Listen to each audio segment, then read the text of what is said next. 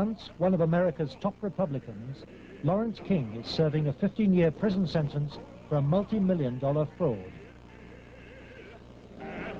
But financial crime is only half the story. This is the true story of Lawrence King. It is the story of a cancer at the heart of America and of its continuing cover-up at the highest level. One man is attempting to uncover the full story. John DeCamp is among the most highly decorated Vietnam veterans.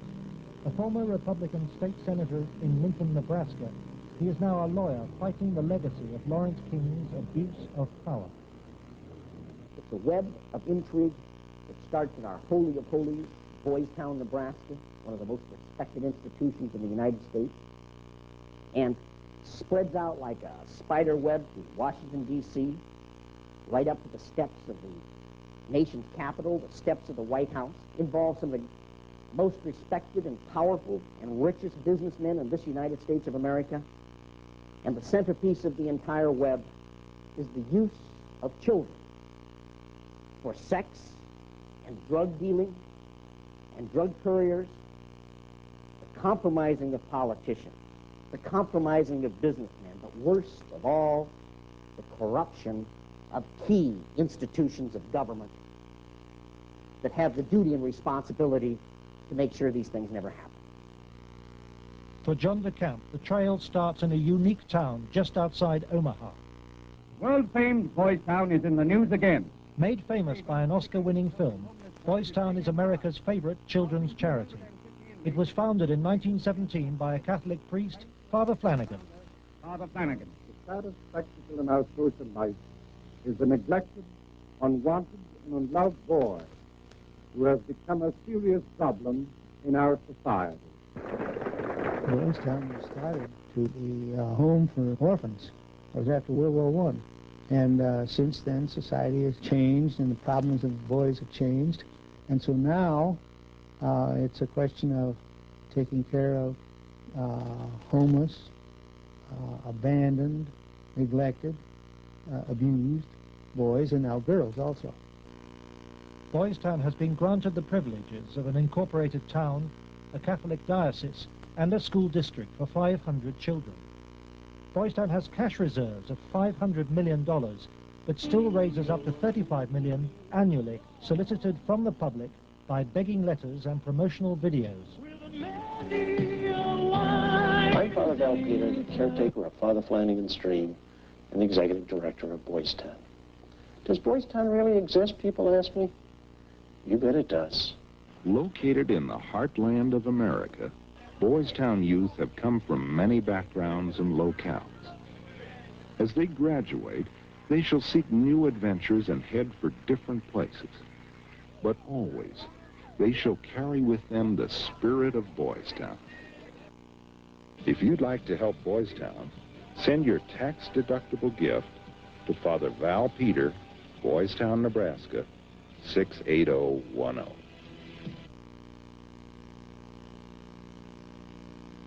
Boys Town, for me, was the first thing I ever heard of when you think of institutions that you respect. Believe it or not, I was there for a while when I was a young boy.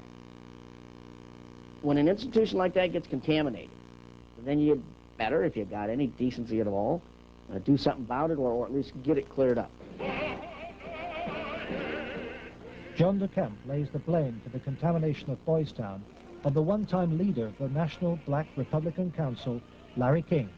Larry King was the fastest rising black star in the entire Republican Party of the United States during all of the 1980s.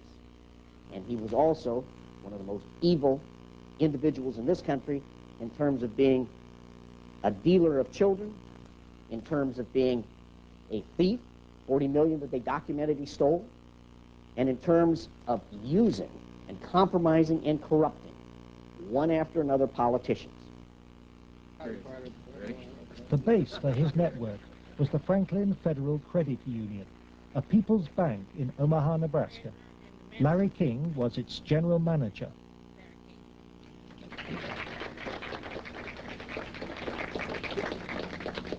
Thank you. This is especially an exciting day for me. Mr. King was a very charismatic person. When he came to the credit union, he was brought in because the credit union was actually failing. He did everything to build the credit union. King courted the leaders of Omaha's wealthy business district. Banks, industry, and charities placed millions of dollars in King's hands. From 1979, Larry King developed close commercial ties to Boys Town, and Boys Town youngsters were sent to work for his companies. Boys Town had quite a few accounts at Franklin Credit Union. Those were considered very valuable accounts. They were handled exclusively by the bookkeeping department. But on the average of once a month or once every 2 months, we always seemed to incorporate a person from Boys Town. But King used Boys Town not just as a source of young boys for his business. He prostituted them at sex and drug orgies. Paul Benassi was a victim of King's abuse. He was also sent by King to lure Boys Town youngsters off campus. We used to just drive around and go toward a home with them. We used to do some of the scavenger hunts with picking up some of the kids. You know, just kind of win their confidence, become friends with them for a while. Start inviting them to the parties. The kids were 10 years old or older. In 1986, King's plundering of Boys Town was reported by staff to its chief executive, Father Val Peter. Subsequent testimony proves that he carried out his own investigation, but that King's victims refused to talk to him. Monsignor Hupp now blames himself for Boys Town's association with Larry King. Well, in retrospect, I regret having any association with Larry King. Had I known it at the time, it would never have happened. Could you understand why a very detailed report from a social worker employed at Boys Town, identifying children and identifying their alleged abusers, never saw the light of day? Nothing happened with that. No, I can understand that, because had I known that, I wouldn't put up with that. But is that something like that happened? I don't know.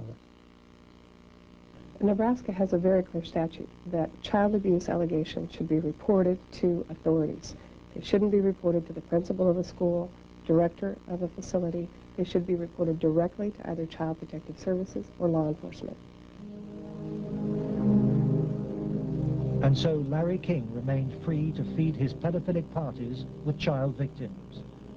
But in 1988, a routine review brought King's involvement with Boys Town youth to the attention of Nebraska's State Foster Care Review Board.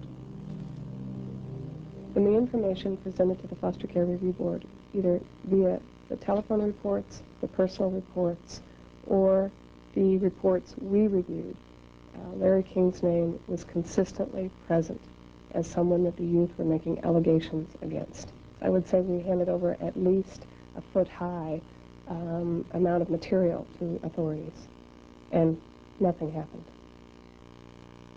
Omaha police now accept that Larry King may have been abusing children. Good morning, Roberta. But its most senior officer claims the evidence was not conclusive. It is certainly possible that Mr. King was involved in illegal acts with children. If there was sufficient evidence of those types of allegations, he would have been prosecuted by the county attorney's office. For me, it was very clear that the case was not investigated and not pursued because of the alleged perpetrators. Those perpetrators, named by the children, were some of the richest and most influential citizens in positions of power in the state. Men prominent in industry, politics, the media, even the police. We can only name the ringleaders. Besides Larry King, they were department store millionaire Alan Baer and the celebrity columnist of Omaha's only newspaper, the World Herald, Peter Citron. With the judicial system apparently paralyzed, Larry King spent Franklin's money on courting political influence. $10 million went on jewelry, flowers, and private planes. He cultivated contacts in the inner circles of Ronald Reagan's White House. At his palatial homes, 3 in Omaha and 1 in Washington, D.C., he held extravagant parties for the influential and powerful. His lavish spending bought him a protected life. Larry King was constantly heralded, cheered, applauded in the news media as the great businessman that's helping the poor people, the black community of Omaha. But King's extravagance attracted the attention of the Internal Revenue Service. As a result, on April the 11th, 1988, the Franklin Credit Union was raided and closed by the FBI.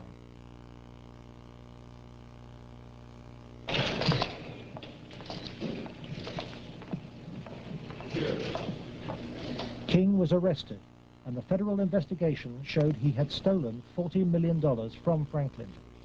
Documents we possess reveal the FBI interviewed many of the victims of Larry King's sex ring, but no action was taken.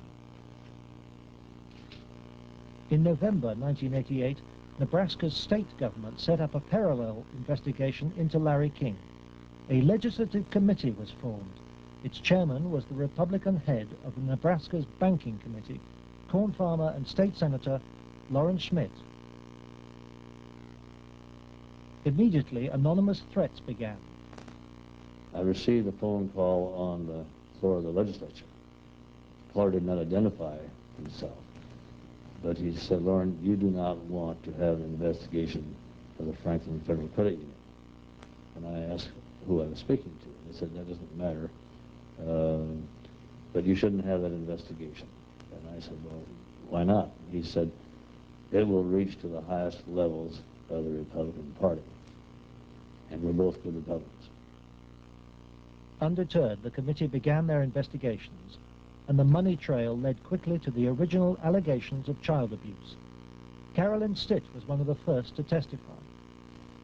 The night before we testified before the legislative committee, I did receive a phone call at home that said, "If you speak, you won't live to regret it." To protect the inquiry, Schmidt's committee hired special legal counsel and full-time professional investigators Gary Caradori and Karen Ormiston. I said, "We do not want you to bring to the committee rumors, innuendos, nothing that cannot be backed up with facts." I said, "Bring to the committee that which we can take to a prosecutor." The investigators found new victims of King's pedophile network, many on the streets of Omaha.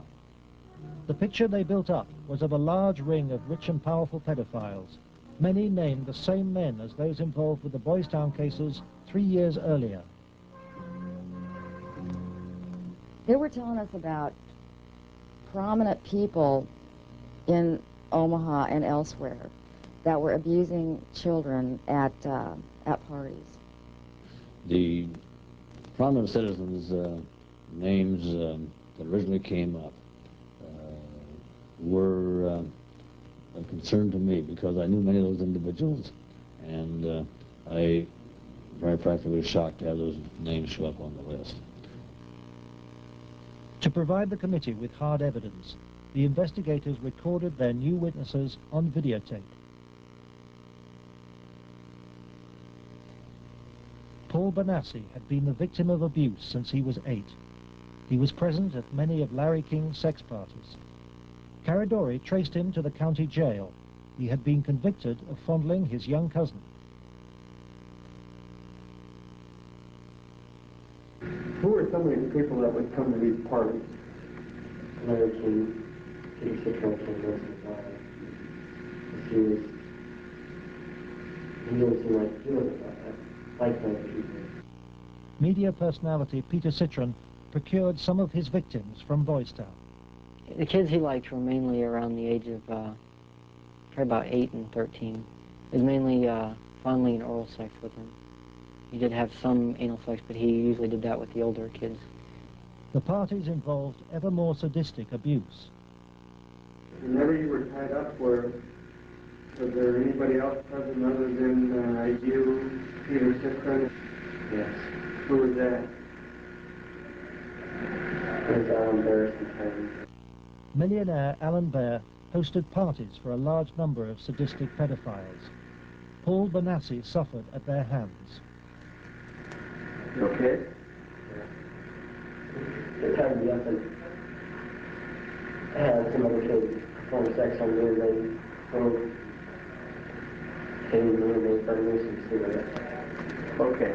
Just take a deep breath now.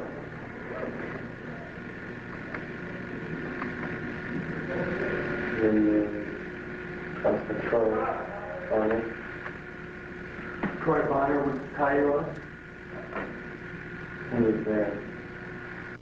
Troy Bonner was found by the investigators and his videotaped testimony taken under oath.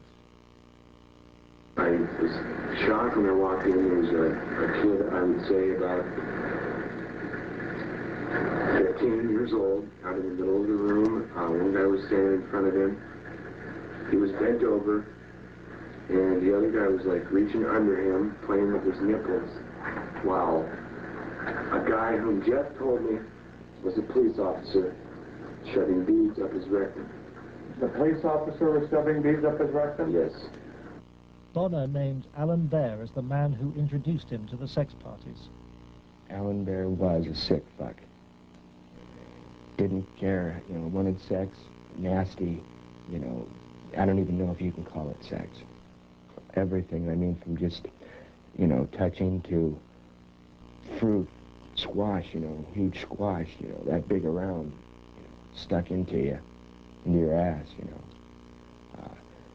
heat things, hot things, poked at you and stuck in you. But the center of the child sex ring was Larry King.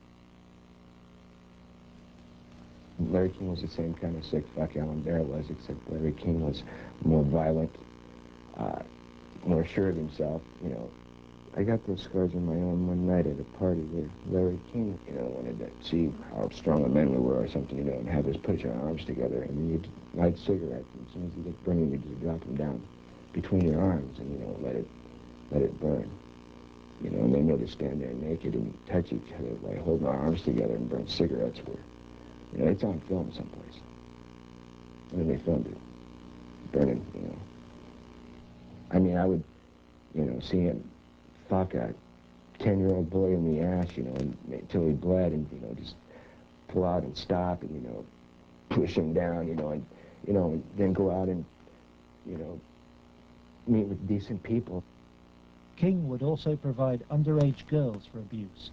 Alicia Owen told the investigators she was 15 when she attended her first party, introduced by a Boys Town boy. Caridori discovered her in jail where she was serving a sentence for passing bad checks. I met some guys there that were from Boys Town, and it was at that party that I met Larry King. At the time that I met Larry King, I did not know that he was Larry King. I had met him. It was the first time I'd ever met him. Larry King and Alan Baer frequently hosted the child sex parties in penthouse apartments at the Twin Towers luxury block in Omaha. A lot of it was me handcuffed with my hands behind my head and my feet tied and doing different things. What do you mean? Sometimes there'd be a guy straddling over my face. Okay. Most of the time, Larry King took pictures quite a bit during that time. I know it's difficult. I don't know. Okay. And I think I could say no. Okay. But I know. Okay. And Alicia, you're a victim. And at a young age, let's go off camera for a minute. We were appalled. Appalled. I don't even know if it comes across on the video, the way it came across to us in person. It was incredible. It's incredible what these kids went through, I think. Larry King was also here. He came in and we drank and did cocaine. I didn't do much. he turned me on to it, Larry King did. Drugs was a strong part of how they got control of some of the kids, because that's what some of the kids were there to get. They would do the sexual acts and then be provided with cocaine or whatever type of drug they wanted. Heroin, you know, I don't know, but that was my drug of choice. You know. Till this day, I remain an addict. You know. And those of us that didn't like to be involved and didn't want to be involved were threatened. Kurt? Yes, and who would do these threatening remarks? Larry King. You think Larry King personally did? And I think he did.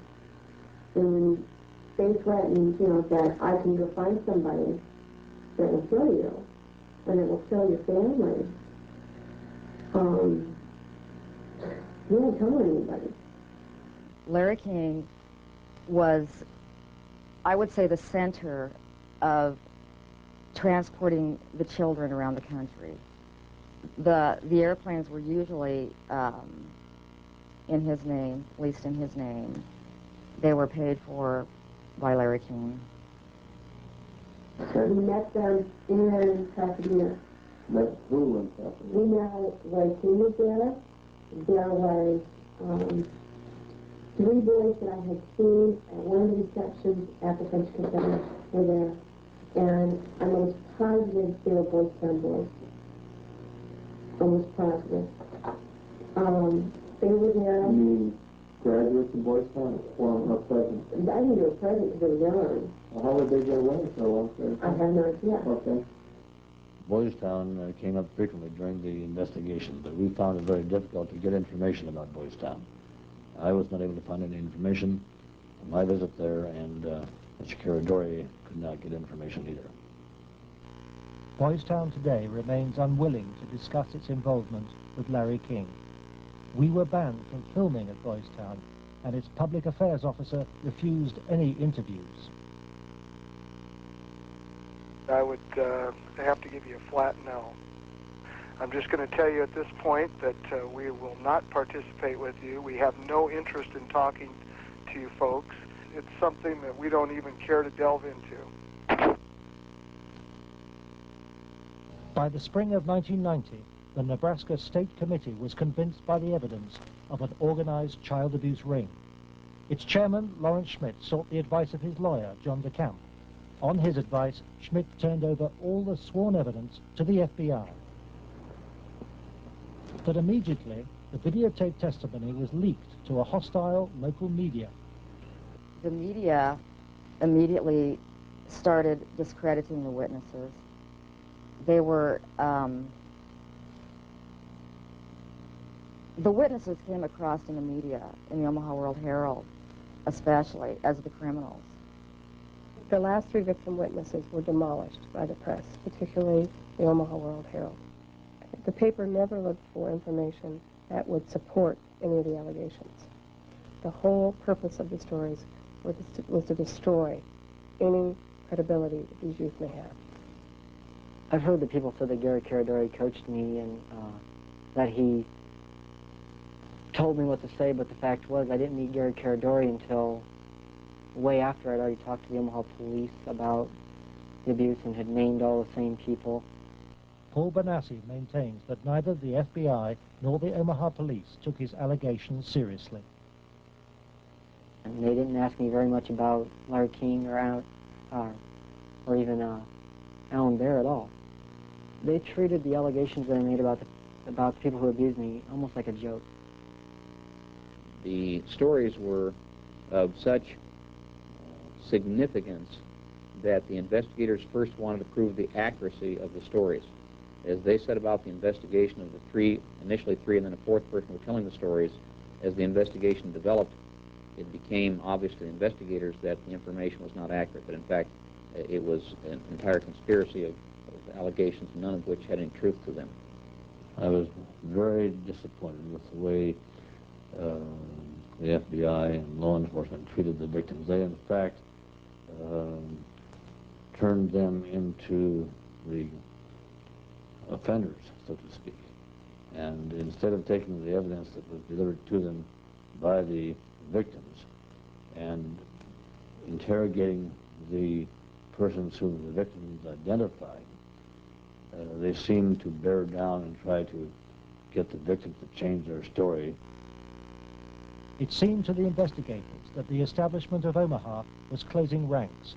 Then Troy Bonner was brought in for questioning by the FBI. The FBI's attitude was, just no, these kind of things don't happen.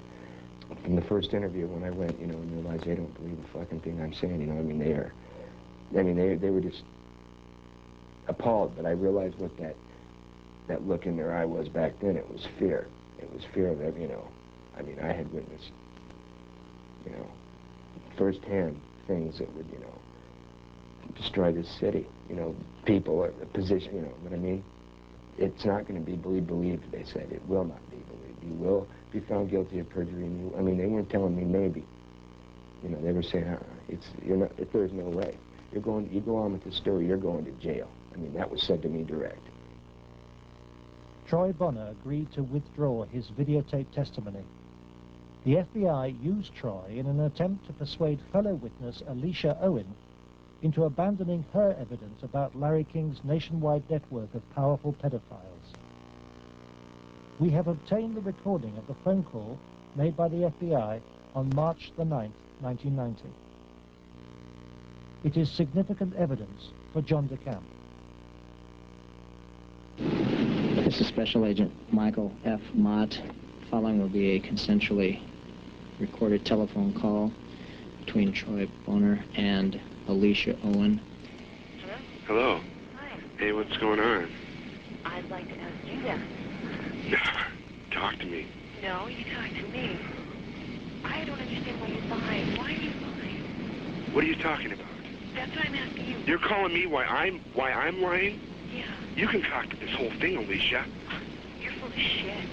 Either tell me what's going on. You're full of shit. Hey, look. Who do you have listening on the line? I have nobody listening to me. I'm listening to you, and I'm hoping you'd give me some fucking answers. I'll be honest with you. I don't know what kind of game you're playing. I'm not trying to play a game. I'm not going to go to jail for you. And that's what's going to happen.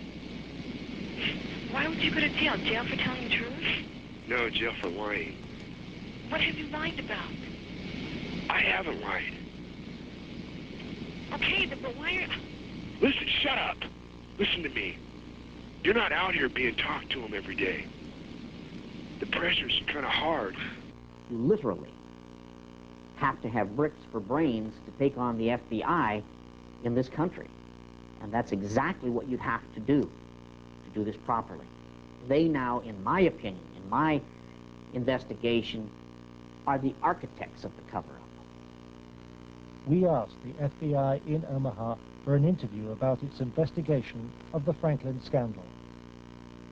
Larry Holmquist with the FBI here.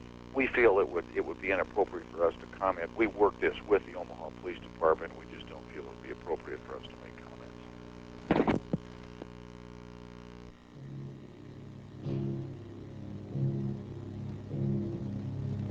As the investigators sought out new witnesses, they found themselves under constant threat. Gary was threatened several times. His vehicles were tampered with. I would think whoever tampered with them, it was a scare tactic because it was so obvious that they were being tampered with. Gary got there was one piece of evidence I know he got that he even said he got one step ahead of him this time. He told us about this book. It was like addresses, telephone numbers, names. He said if they knew he had it, they'd kill him. On July the 11th, 1990, Gary Caradori and his 8-year-old son, AJ, were flying home from Chicago in his light aircraft. They had watched the All-Star baseball game, and Caradori had been pursuing new leads. Investigators from the National Transportation Safety Board are in Harold Cameron's cornfield, trying to determine what caused this private plane to crash, killing its 2 occupants. The bodies of Gary Caradori and 8-year-old AJ were found in the wreckage. National Transportation Safety Board investigators say wreckage from the crash is apparently strewn over a 3/4 to 1 mile long stretch in this field. The fact that the wreckage is scattered over a large area certainly demonstrates that it did break up in flight. The exact mechanism of breakup yet is still unknown. The federal investigation was never able to discover what tore the plane apart. There are things missing from the plane. His briefcase is missing.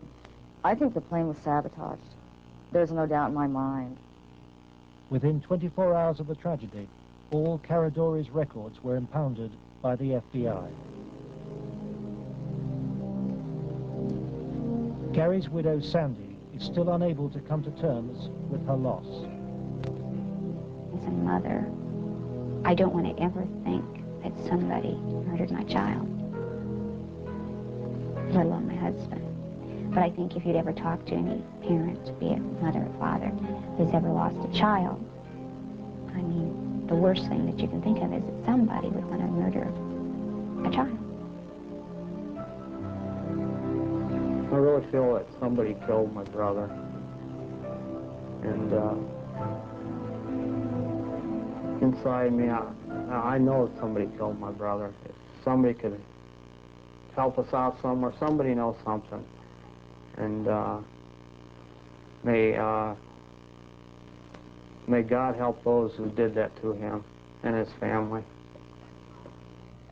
The effect of Gary's crash on the investigation, I think, in effect, put an end to anybody else coming forward. There are many victims.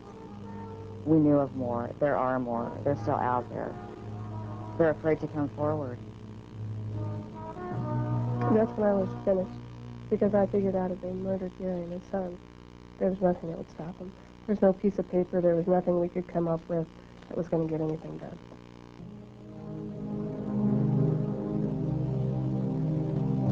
But Gary Caradori's death pricked Troy Bonner's conscience. He promised Sandy that he would tell Senator Schmidt's committee about the FBI's pressure which led him to lie. I'd set the record straight. I was, going to do it. And would, the truth would come out, and somebody would be held accountable for his death. And then at the funeral, I had seen, FBI guys, and they looked at me. I was supposed to meet Senator Obeth and Schmidt for lunch after the funeral. And, that's when I decided, I told my mom, we're not going to do the lunch. We're going to hightail it out of Lincoln now. Troy Bonner claims that pressure from the FBI and with the assistance of a county attorney's office in Omaha led him to swear a new statement claiming that he and Alicia Owen had concocted the entire child abuse story. He told this story to a grand jury formed to bring any charges.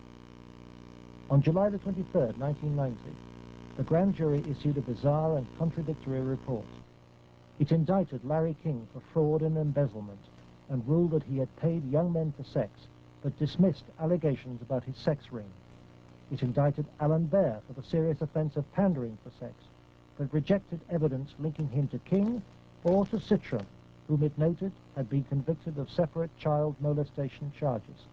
It accepted that Troy, Alicia, and Paul Bonacci had been abused, but not by the people they identified. And for refusing to withdraw her evidence, it charged Alicia Owen with perjury.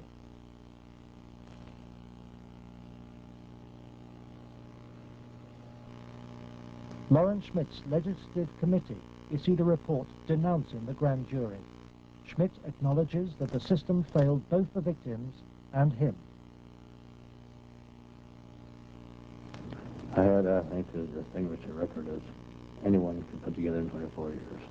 I was told that would be curtailed, and it was. I was told I'd have financial problems, and I did. The message was not lost on most politicians in Nebraska. I think the message that was delivered was if any legislative committee ever tries to conduct a thorough investigation again, the same thing will happen.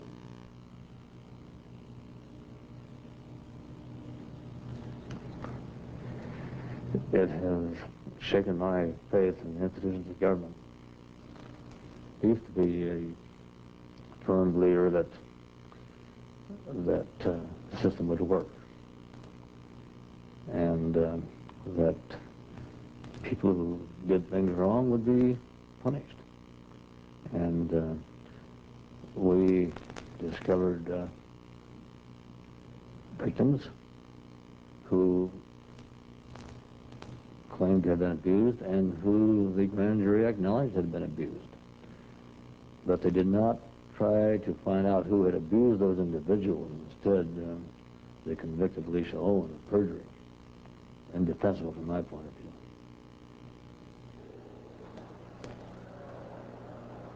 The trial took place in July 1991. Troy Bonner testified that the child abuse story had been an invention. As a result, Alicia Owen was sentenced to between 9 and 25 years in prison.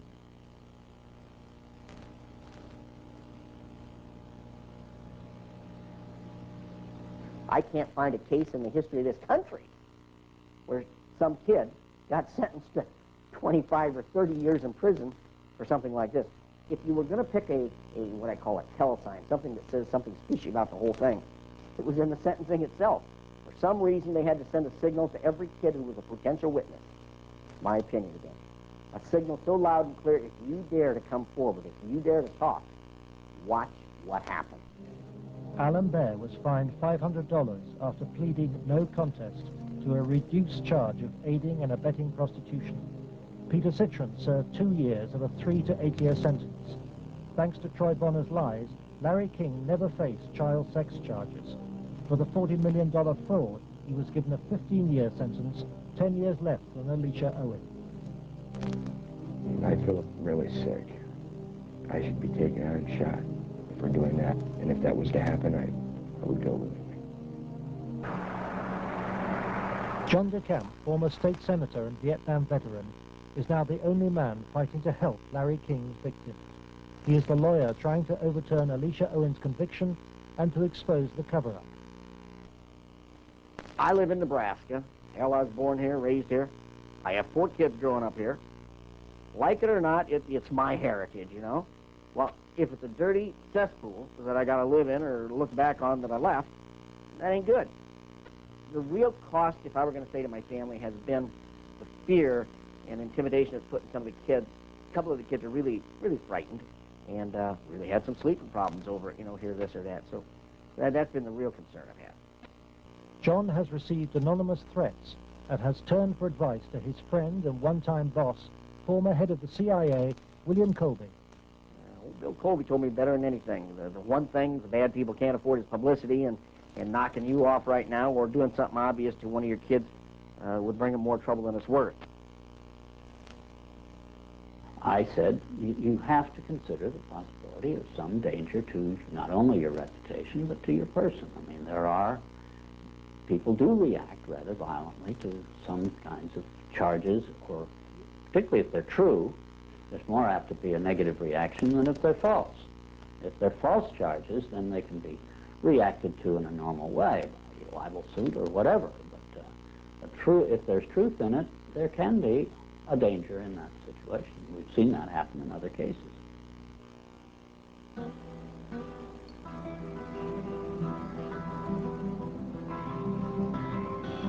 John arranges to meet Troy Bonner, the young man he sees as the key to the cover-up.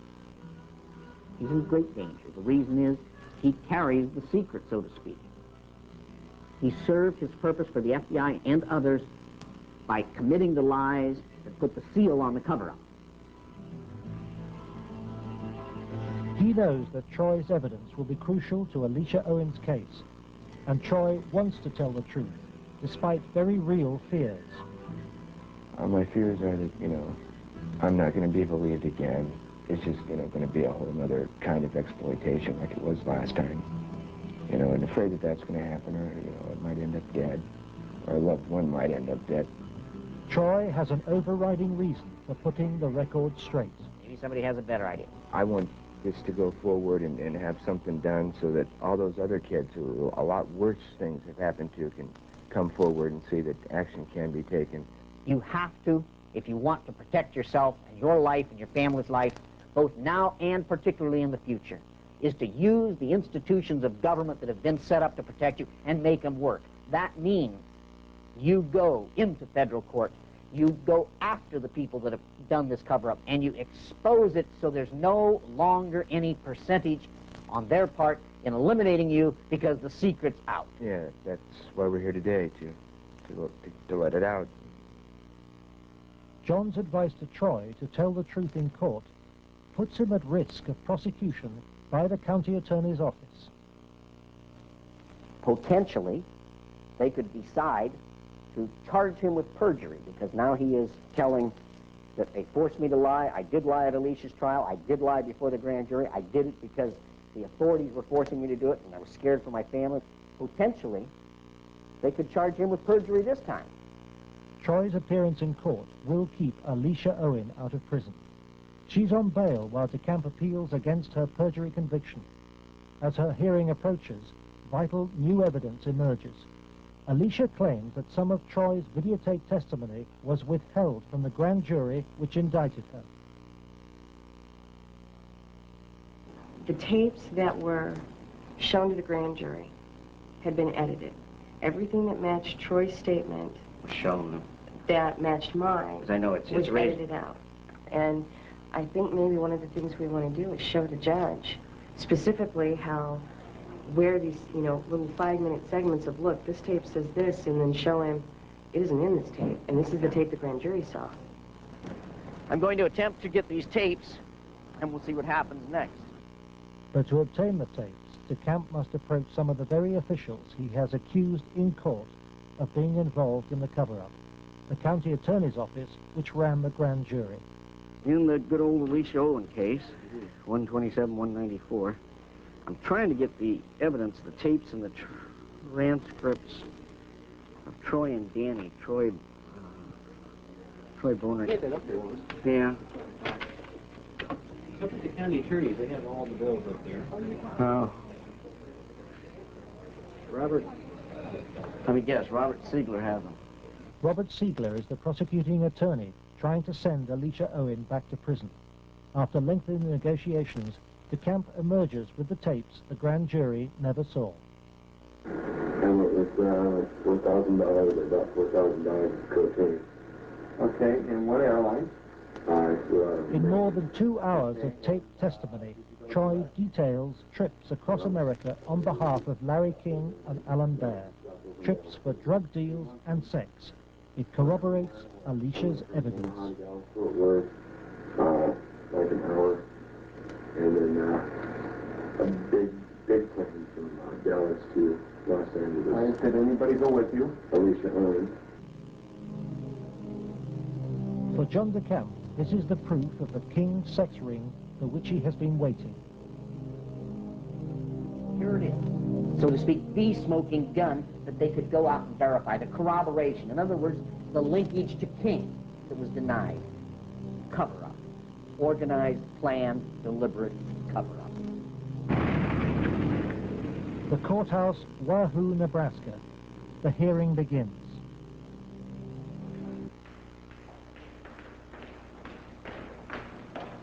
Alicia Owen is ready to testify. So is Paul Bonassi. But there is no sign of Troy Bonner.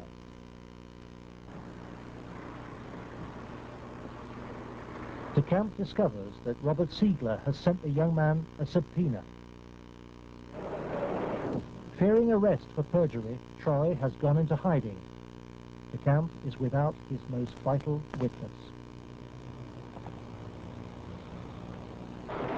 Trying to subpoena him with those guys. Is Troy okay? In court, Alicia's case is adjourned. The county attorney's office begins to search for Troy Bonner, but County Attorney Siegler won't say why. You're about to charge Troy Bonner with perjury? Oh, no. Every victim witness who stepped forward in any way, or even was a potential witness that somebody heard about, has either been killed, put in jail under some theory or other, terrified or run out of the state, discredited. Every perpetrator, even the convicted ones, have been treated as conquering heroes. Peter Citron lives in the same house where he abused many of his young victims. Alan Bear lives in the most exclusive part of Omaha. He recently bought a downtown shopping mall. Many of the other abusers named by the children have risen within Nebraska's state government and legal system and within the Republican Party. Obviously, the FBI was protecting something a lot more significant than a bunch of old pedophiles having improper relations with little boys. They were protecting something a lot more significant than a bunch of drug peddlers. They were protecting, in my opinion, they were protecting some very prominent politicians, some very powerful and wealthy individuals associated with those politicians and the political system, up to and including the highest political people in this entire country.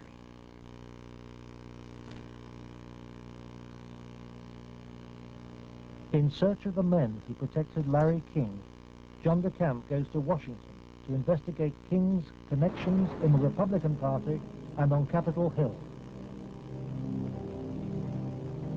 Paul Benassi provides him with the evidence that Larry King threw child sex parties here at his rented $5,000 a month Washington house. I was about 14, about 1981. At first it was about 3 or 4 times the first year. After that it was about once a month. Some of the parties, when they started off, were straight political type parties, no sex. And then when some of the men had left, some of the politicians had left, the ones that had planned on engaging in some type of sexual activity, that would come after the party. Some of the kids would be held downstairs in some of the rooms where if they acted up or if they started freaking out because of the drugs that they were on, they'd put them in a room that they couldn't get out of, and they'd lock them in. What kind of drugs? Anything you wanted, cocaine, heroin, speedballs. You're telling me those weed. things were at these parties where you had Larry King and prominent politicians? Yes. Were they readily available to anybody at the party? At the after parties, they were readily available for anybody. Beforehand, they did it more upstairs than they did anywhere else, and it was kind of in the back room. Were any attempts ever made that you know of to expose this situation? As far as I know, nothing's ever been done, and most of the people that were in there had already been, I guess you say, compromised. King's partner was Washington lobbyist Craig Spence. Spence took youngsters, including Benassi, on private midnight tours of the White House. So you were in the White House then? Yes. And how did you gain access? Well, I came down with Larry King, but Craig Spence was the one that arranged the trip for us. And it was kind of a gift for our services that we were doing. How many times were you on this kind of a trip? I came to it on 2 times. 2 times. And were you used for sex on those occasions? Not until after we left. After you left the White House? Yes. What time of night?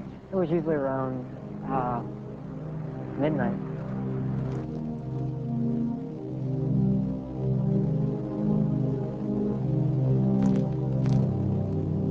For me, it was just kind of weird being in the White House at that time of the night, getting to go into places that the guy was telling us that nobody gets to go to. And I seen rooms in there that I'd never even heard about. Craig Spence and Larry King had a couple of groups. One was called Bodies by God, and they had the Cowboys, and there was another group that was started by Larry King, which was called the Golden Boys, which was kids that were usually under the age of approximately 10. Spence's cowboy network was investigated in 1989 by reporter Paul Rodriguez of the Washington Times. We had uncovered a series of allegations from some minors, and it led me to a cowboy operation. It sure fits with, this boy Paul Benassi. And he tells the tale of being brought to the White House on occasion, kind of as a reward for the kid. Craig Spence's dad committed suicide. He had advanced stages of AIDS. He was an AIDS carrier and he killed himself. This was the thing that always bothered me. They claimed it was the largest male prostitution ring in the city that they've ever had uncovered. It was $1 million a year minimum. Yeah. And yet they only prosecuted the operator, Henry Vinson, and 3 of his lieutenants, as it were. They never went after any of the Johns or the clients. This operation claimed to have clients that ran from the White House to the Capitol Hill to the State House to the churches, within the media. Exactly what Paul describes as the people he was with. And a lot of the stuff led there, but we couldn't quite nail it at all cases because, again, to accuse someone of high stature, you've got to be very careful. I understand. We were able to do it through the mother lode, which provided us credit card receipts and canceled checks, and then lists of the clients. The prosecutors knew all this stuff. There was approximately 20,000 documents they had. They sealed the entire record by court order. And we have we've attempted on several occasions to unseal that, and we've been told it will be a cold day in hell before those records ever get unsealed. And it makes me wonder what's in those records. Yeah.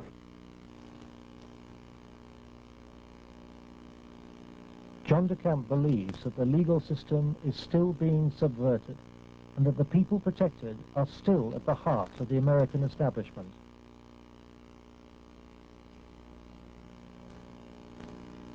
He hopes that this program will expose a serious miscarriage of justice, but the opposition is formidable.